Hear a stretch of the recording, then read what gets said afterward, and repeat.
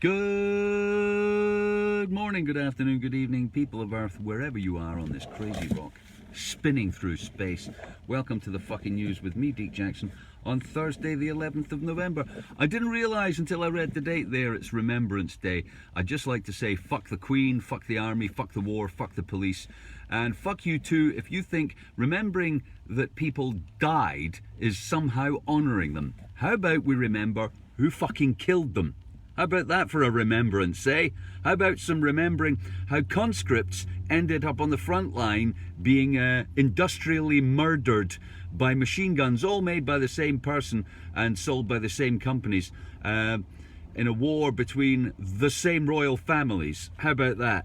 Because, you know, the remembrance thing is mostly about the First World War, the fields of poppies and all of that. Stephen Williams, good morning. In the Second World War, I mean, yeah, you know, people died, but it was a drop in the ocean, you know. I think more people have been shot by handguns in America since the end of the Second World War, probably. I'm not claiming that's an actual fact. But anyway, yeah, fuck conscription, fuck war, and fuck your lying, murdering scum government. I'll be remembering people who were forced to go to war and die, not the heroic act of dying. The heroic act of dying. They died so that we could be free. No, they didn't. They died so the royal family could fucking forestall Bolshevism, which was sweeping Europe at the turn of the century. Honestly, read some history. Check out the letters the royal family sent to each other while they were having a generation of young men slaughtered so they wouldn't be at home wondering, how the fuck am I doing what the king says? Fuck the king. Anyway, I digress. Let's deal with more contemporary fascist, overbearing, lying, murdering scum. In America, the CDC is to redefine what fully vaccinated means, from double jabbed to as many jabs as we say, just an endless number of jabs, because it turns out, I watched an interesting video. I've posted it on Facebook if anybody's interested in that sort of thing. It's by a Dr. Toshi. He's an editor of the British Medical Journal. Good morning, Slimong Risol, if that is indeed your real name. He's an associate editor or deputy editor of the British Medical Journal. He's also a professor in a American university, and I believe he lectures on pharmaceuticals. There's a 5-minute video, and in this 5-minute video he says the following things. The trials that these vaccine companies presented are not good. They are not decent trials. They should not be relied upon to prove anything about the drug that they are making people have, or your government is making you have, in any way at all. They're not. Furthermore, he says, they're not vaccines. These are not vaccines. In fact, he points out, the definition of vaccine was changed in April this year in the American Merriam-Webster dictionary to include mRNA immune stimulus, because previously that wouldn't have been considered a vaccine, and therefore the government wouldn't be calling people who hadn't had it the unvaccinated. They'd be calling us the undrugged. Because that's what it is. It's not a vaccine. It is not a vaccine. Oh, unless you accept the new definition. And if anybody's familiar with George Orwell's Animal Farm, you remember that the animals took over from the humans and wrote on the barn wall, 4 legs good, 2 legs bad. And eventually the pigs became just like humans after they took over and decided that being in power and being in charge was pretty cool. Then they eventually started walking on 2 legs, and they painted over the slogan and said, 4 legs good, 2 legs better. And this is what's happened with drugs. This drug, which is what an mRNA immune stimulant is, it's a drug. This drug has been redefined to be a vaccine. And you might have thought if you'd had 2 of them, you know, that was you safe. Miracle drug. Miracle vaccine. Vaccine saves us. Science to the rescue. Blah, blah, blah, blah, blah. But it turns out, according to the CDC, we'll have to redefine what fully vaccinated means, because you'll need to take this drug forever. because it's a therapy. It's therapeutic. Its effect wears off because it's not a vaccine. It doesn't leave you with immunity at all, in any way whatsoever. It lessens symptoms. It's a cold remedy. You might as well take fucking Night Nurse. Honestly, have 2 paracetamol and a glass of lemon and whiskey. You'll be fine. That's therapy as well as being a drug, alcohol, paracetamol, etc. So the CDC is in the business of redefining reality so Big Pharma can drug you and your children. Because they've said that this drug is okay for 5 to 11-year-olds in America. So you'll be hearing from the government soon. You'll be hearing from the government in America and potentially Britain and France, where they've got a real fucking hard-on for injecting people with drugs. That in order to be fully vaccinated with the drug, you'll have to keep on having the drug again and again and again. Double vaccinated, good. 4 jabs, better. 5 jabs, 6 jabs, 7 jabs, 4 jabs, 5 jabs, 6 jabs, 7 jabs, 8 jabs. Jab. Do you know what the word jab, while we're talking about definitions, a jab is a punch. A jab is a punch. It's a blow. It's an assault. It's an attack. A jab is also an insult, verbally speaking. It's an insult to say a jab about somebody. So if you like that sort of thing, I can't imagine many people who are double jabbed watching this. You have been jabbed, that's for sure. You've been jabbed with drugs. You haven't been vaccinated, unless of course you accept the Orwellian redefining of what a vaccine is. And then you'll have to accept the redefining of what fully vaccinated is in order for you to fly, keep your job. Now that they've made it in America, they've mandated all federal employees have got to be fully vaccinated. That means forever drugging. That means forever drugging. Drugging you forever. Like that? Want that? Up for that? Okay with that? Oh yeah, all right. I'm fully drugged. I'm double drugged. Okay, well, that's COVID news. In COP26 news, the COP26, Flop 26, the Cop Out 26 climate summit has been going on in Glasgow for nearly a couple of weeks now. It's nearly over. Thank fuck. It's nearly over. So a couple of things should be observed about that. First of all, it's the most polluting climate change conference ever, with nearly twice the emissions of any previous climate change summit ever. Mostly driven, 60% of the emissions of this climate summit were from private jets and air travel. It's the most polluting, greenhouse-emitting climate change summit ever. You know, if you've got any eco-anxiety, I was reading in a paper somewhere, there was a thing about eco-anxiety. How do you deal with your eco-anxiety? Well, I've got some suggestions. If you've got eco-anxiety, there's a few things you can do. All right, first of all, you could just kill yourself, and then you won't have any anxiety at all. Go on, just fucking top yourself, and also you will relieve the planet of your carbon footprint. Double plus good, all right? Or you could live in a yurt. You could forswear and denounce and give up all of the benefits of modern society, and you could go and live in a fucking yurt.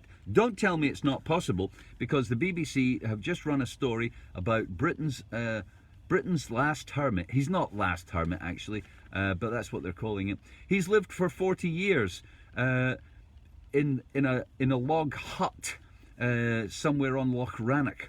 He's had no electricity, nothing the modern world offers. He fishes, he forages for berries, and that kind of thing. So eco-anxiety, if you've got eco-anxiety, either kill yourself, live in a fucking yurt, go on, off you pop to fucking some swampy fucking marsh in the forest somewhere, or just get a big V8, right? Just get a giant big fucking V8 pickup truck, put some barrels of oil in the back, set fire to them, and drive around going, fuck you! That's how I deal with my eco-anxiety. I do. If I get too cold, I'm gonna burn pensioners on my fire. Pensioners, double jabbed, triple jabbed pensioners who just died after they were drugged to death. That's how I'm going to keep warm. Anyway, so the climate conference, the most polluting, twice the emissions of any previous climate conference. And if you're interested, if you've got eco-anxiety, I'd just like to add to it with the following facts. A lot of people imagine that the world is already on course to doing the right thing. You know, you've probably seen a windmill somewhere. You've probably seen a windmill somewhere and you think, isn't that good? We've got windmills now, that's fine. You probably imagine some of your energy is coming from that windmill. You might have seen a picture of some solar panels somewhere in, I don't know, Narnia or La La Land, and you think, that's good, we've got solar panels. Somebody somewhere in an estate near you on some fucking, in some middle-class detached fucking gerbil hut, it's probably got some solar panels on their roof. You probably think, that's good, we're on our way, we're doing the right thing. Okay, yeah. Pat yourself on the back, sleep well, because the entire world's energy is 80% fossil fuels. 80% of the entire world, that's everything. Transport, industry, commerce, you, me, everything. 80% of it is fossil fuels. Now, according to the COP26, we've had commitments to go net zero by about 2050. That is 30 years away, give or take a year. Since everything that you're doing right now and that you have is built upon fossil fuels, vehicles, the energy in your home, the plastic in your laptop, mobile phone, the energy to produce them, your food, 90% of food is produced by fossil fuels, 90%. The reason there's so many people on the planet is because of the industrial production of food made possible by vast amounts of machinery running on fossil fuels. So if we're going to take away 80% of our energy, we're going to have 80% less stuff, 80% less food, 80% less energy, 80% less life, I would say. And I'm broadly in favor of about 6 billion people going away, because I used to be a tree in a former life. I've only come back as a human to remind people that you're not the only game in town. I'm thinking of being reincarnated as a cockroach, because I'm pretty sure cockroaches will love the future. 50 degrees C, you say? Oh, loving it. I'll get on my back and wiggle my feet. I'm loving it, 50 degrees C. And so, meanwhile, not only is 80% of our energy from fossil fuels as we speak, and we pat ourselves on the back because we saw a fucking windmill once, but the total amount of money spent by governments, just governments, that's not private equity firms, hedge funds, and other financial instruments, investments. This is just government subsidy. Are you ready? The total amount of government subsidy per year for fossil fuel firms, 420 billion. That's nearly equivalent to the annual profit of the arms trade and the drugs trade. It's like a secret third business. Your government taxes you. You do understand what subsidy means, don't you? Your government takes your money off you and then gives it to a fossil fuel company who are already the most profitable businesses the earth has ever seen. Yeah? So you're the most profitable business the earth has ever seen, where you're making 50 times the cost of getting a barrel of oil out of the ground when you sell it on the market. Taxpayers are still giving you money to the tune of 420 billion a year. Do you think the fossil fuel industry wants that to go away? Do you think they're just going to lie back and go, oh well, it was good while it lasted?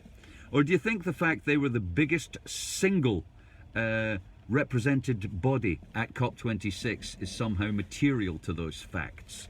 I'll leave you to mull over that. In other international news, Emperor Xi Jinping celebrates 100 years of the Communist Party by making himself emperor. It's funny that I didn't think emperor, everlasting leaders, were commensurate or, like, were part of the communist ideology. But it's up to the Chinese to have their own, to choose their own path in life. Emperor Xi Jinping. Sounds like a Star Wars baddie, doesn't he? Emperor Xi Jinping. 100 years of communist fucking party, not rule, because they didn't come to power till like 1950 or thereabouts in China. So it's 100 years of the Chinese Communist Party, and now Xi Jinping will be in charge until he dies, because that's the way he likes it. So something to look forward to there. If only there was a Jar Jar Bing. If he's the Star Wars baddie, where's the Jar Jar Bings and the Wookiees and the Obi-Wan Kenobis? Where's the opposition to his Chinese tyranny?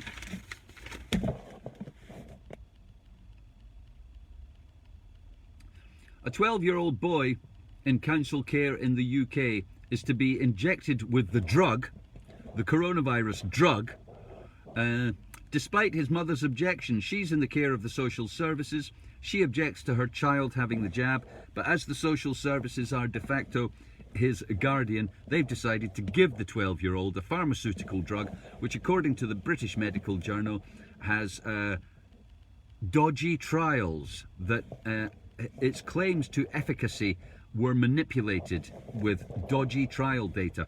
I urge you to watch that video if you're interested in why we're drugging children.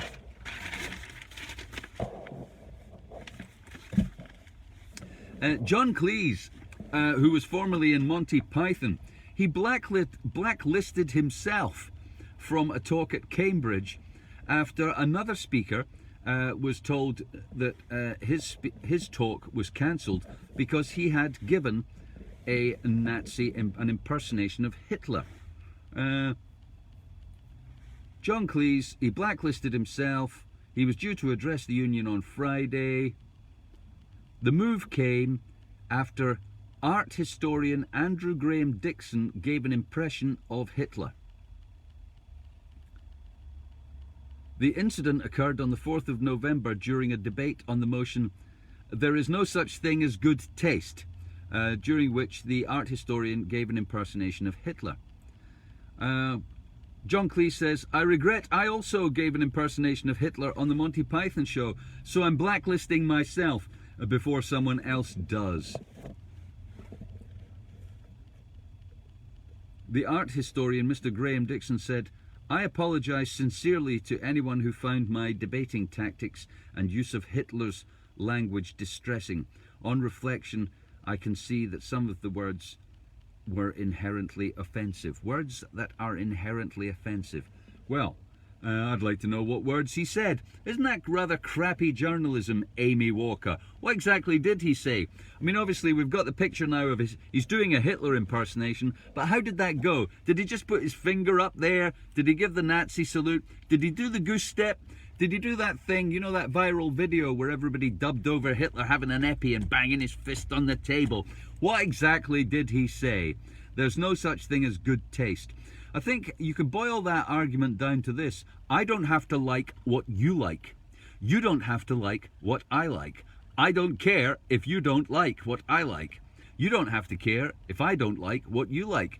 This is the live and let live world that we used to live in. We used to live in the live and let live world, where people could make jokes and you could find them not funny, but not mount some kind of fucking moral crusade against them, as if what you found funny and decent and appropriate was universal. I assure you, it isn't.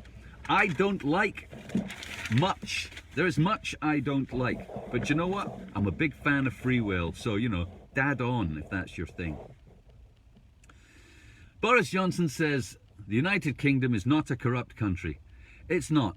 It's 4 corrupt countries. It's the United Kingdom. We've got England, Ireland, Wales, Scotland. That's 4 distinct and separate territories, and they're all corrupt. Everything's bent everywhere, and everybody knows that. Inherently, deep down inside, not even deep down, we all know that politicians, it's your job to lie if you're a politician. Is your party really just trying to stage a PR stunt in order to garner votes? Well, let me be clear. Yes, politicians are liars. Politicians lie. It's their job. A good politician is good at lying. So, why would you believe anything a successful politician says? The United Kingdom is not a corrupt country. It's 4 corrupt countries. And the sleaze that is now oozing from the news in relation to the Tory party it's not really news. It's just the same old cheese. It's like old cheese, and you put it on the grill to try and make it more palatable, but it's still old cheese. And even though you heat it up and make your bread soggy with it, it's still old cheese. It's still lies, double dealing, thievery, corruption. Ministers condemn protests against Israeli ambassador. Why? Aren't we allowed to protest? I thought protest was a thing in the free world. Ministers of the UK government condemned protest against Israel's ambassador to the UK outside a London university as appalling. Is the free world appalling? Is the ability to protest appalling? Is the freedom to protest appalling? Footage emerged on social media which showed the police keeping order as protesters booed and shouted, "Shame on you." That's awful. That's awful. You mean there are some people who don't like the actions of the State of Israel? How? That's appalling. I'm disgusted, said Priti Patel. She was disgusted by people in the free world protesting. Education Secretary Nadeem Zahawi described it as deeply disturbing that people could go out and voice their opinions in the free world. It's deeply, deeply disgusting.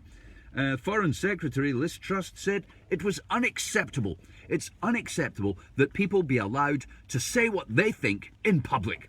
It's just unacceptable. Miss Hotvali said, the Home Secretary Priti Patel said, the police have her full support in investigating this appalling incident of freedom. This appalling incident of freedom. A statement from the Israeli embassy said, the violence we witnessed when the ambassador left the premises will not deter Israel. What violence? I mean, I'm pretty sure that Eleanor Busby would have reported had there been any violence. Is booing now violence? Is booing and saying shame on you now violence? Is it? I mean, is that another new definition in the Orwellian world we live in? Sad to note that Denmark, which has previously gotten rid of all and any restrictions, COVID passes, social distancing, mask wearing, that Denmark is considering bringing back the coronavirus pass.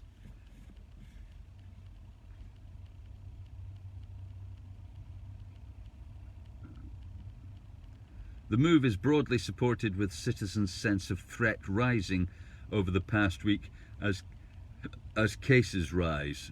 Cases, but not deaths. Oh, there's another story here. This is the one I really want to talk about. This is about the redefinition, along with the CDC in America, redefining what fully vaccinated means. So you'll just have to take drugs forever. The French President Emmanuel Macron says that those aged 65 and over will now need to present proof of a booster shot as well as their double jab on their health passes to gain access to restaurants, trains, planes, and remain valid. The third shot will soon be extended to the 50 to 64 years age group. The country needs to accelerate a campaign to protect the most fragile among